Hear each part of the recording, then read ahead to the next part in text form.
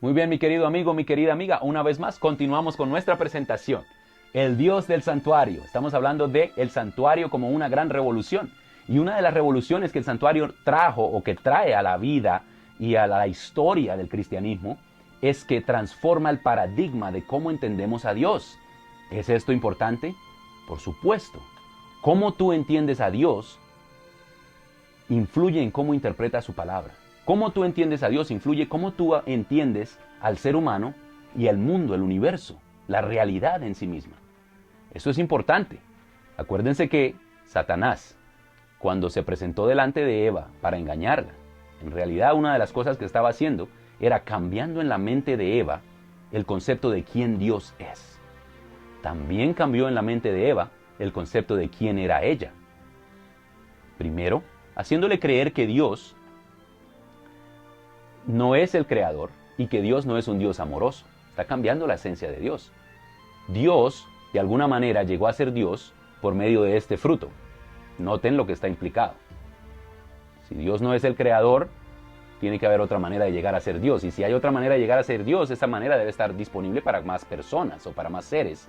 Satanás, hablando por medio de la serpiente, quizá insinuando que él llegó a ser sabio porque comió y que Eva también podría llegar a ser como Dios si comía.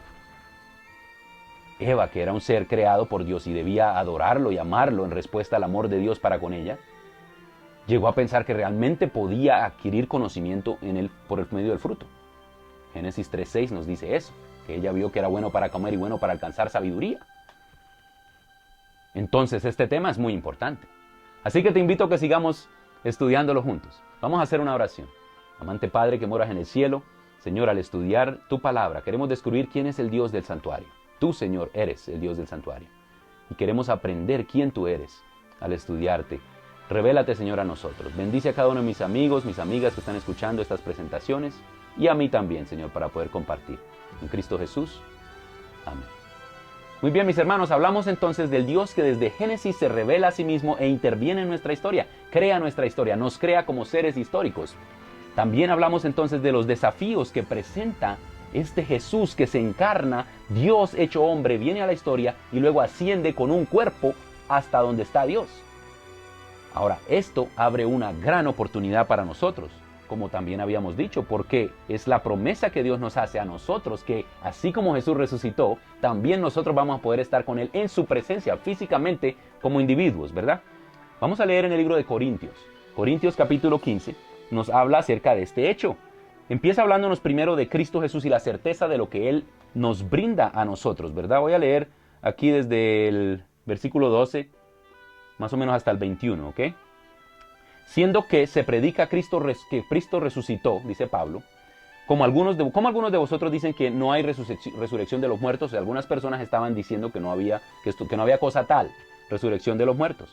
Porque si no hubiera resurrección de los muertos, entonces tampoco Cristo resucitó. Y si Cristo no resucitó, nuestra prédica es vana y nuestra fe también es vana.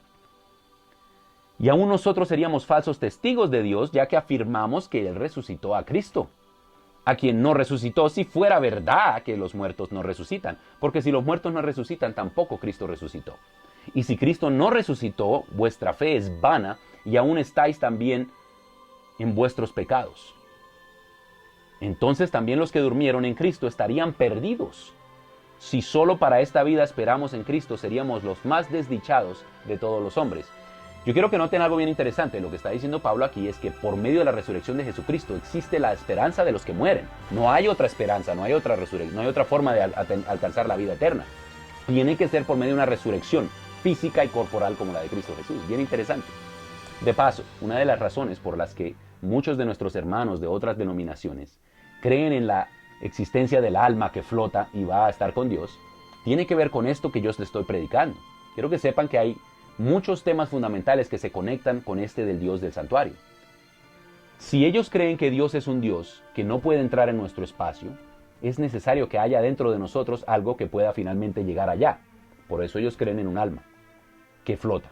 Nosotros creemos que somos almas, no que tenemos un alma. Por esta razón, el Dios del santuario para nosotros es el Dios de la Biblia, porque Él nos va a resucitar en un cuerpo corporalmente y nos va a llevar a estar con Él. Y por eso Pablo está introduciendo este concepto y es muy claro, Pero noten que estas ideas raras ya existían incluso desde entonces. Hay personas en ese entonces que estaban diciendo que la resurrección no existía. Y también noten, mis queridos hermanos, como hoy día es un tema del que poco se habla. Cuando tú vas a un funeral no te hablan mucho de la resurrección. Te hablan de que fulano o sultano está ya en el cielo, en la presencia, tocando el arpa al Señor. Pero nunca hablan del tema que la Biblia presenta como uno de los más importantes temas, es el tema de la resurrección. Ahora, continuemos porque esto es importante. Estamos hablando del Dios del santuario. El Dios del santuario es un Dios que se hizo hombre, que ascendió al cielo con un cuerpo y está en un lugar real, que es el santuario celestial.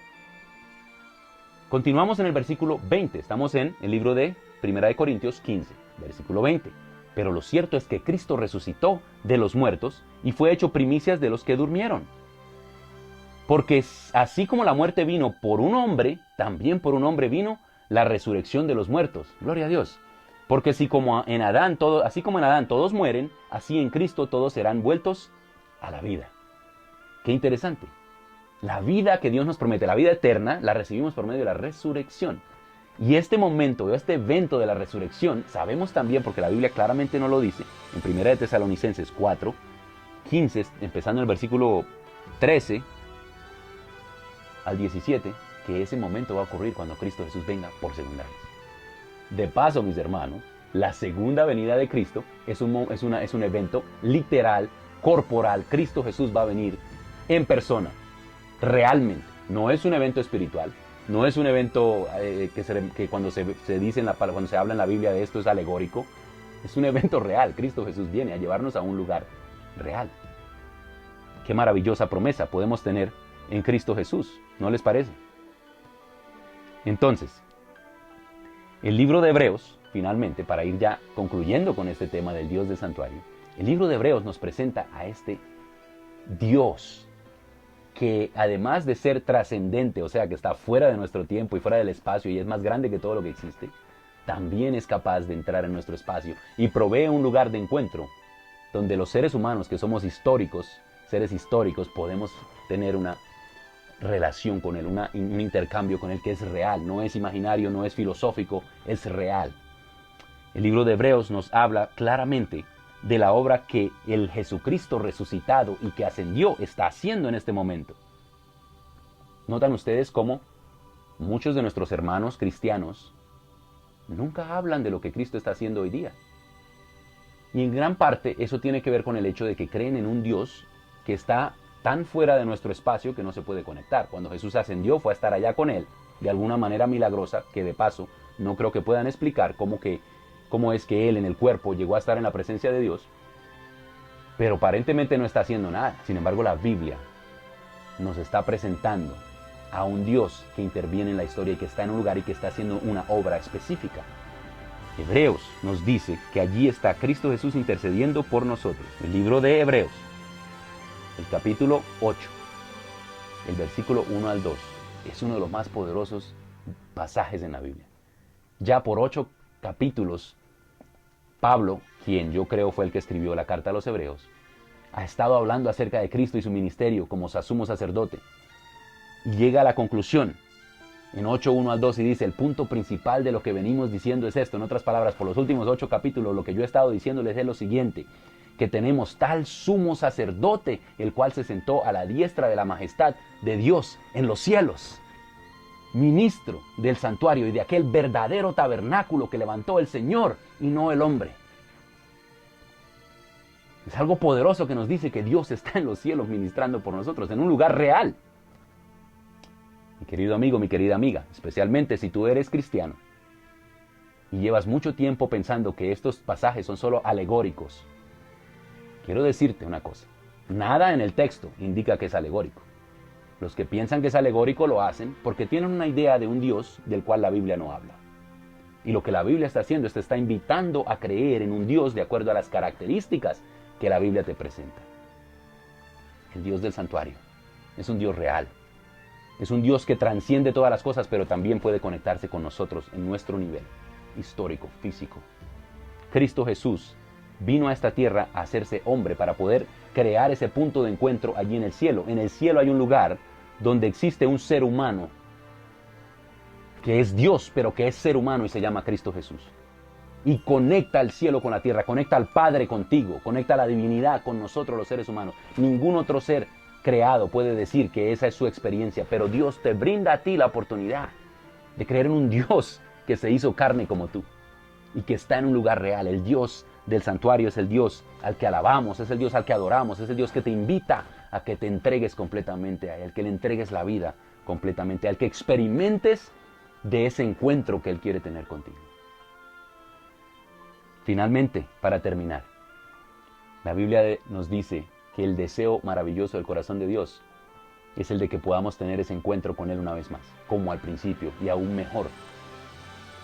Juan 14, 1 al 3, Cristo Jesús hablando con sus discípulos les dice: no se turbe vuestro corazón, creéis en Dios, creed también en mí. En la casa de mi Padre hay muchos lugares. No está hablando de un lugar alegórico, está hablando de un lugar real. Si así no fuere, dice Él, os lo hubiera dicho, que voy pues a preparar lugar para ti.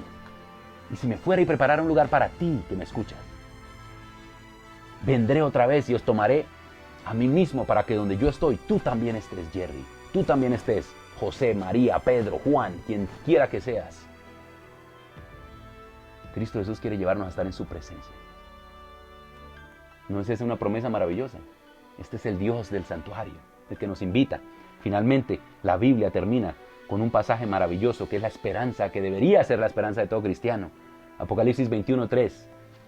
Voy a ir a leerlo directamente de la Biblia. Es uno de mis pasajes favoritos. Y oí una gran voz del cielo que decía: el santuario, el tabernáculo de Dios está con los hombres. Él habitará con ellos y ellos serán su pueblo, y Dios mismo estará con ellos y será su Dios.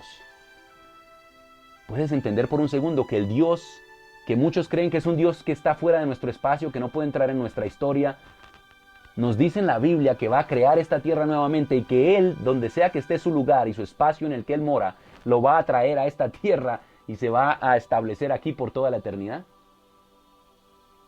Y no es una alegoría. Es el Dios del santuario, el Dios que intercede por nosotros. Mi querido amigo, mi querida amiga, que el Señor les bendiga, que puedas tú sentir el Espíritu de Dios hablándote, sentir el deseo de entregar tu vida y tener un encuentro con Cristo Jesús, el Dios del santuario. Dios te bendiga.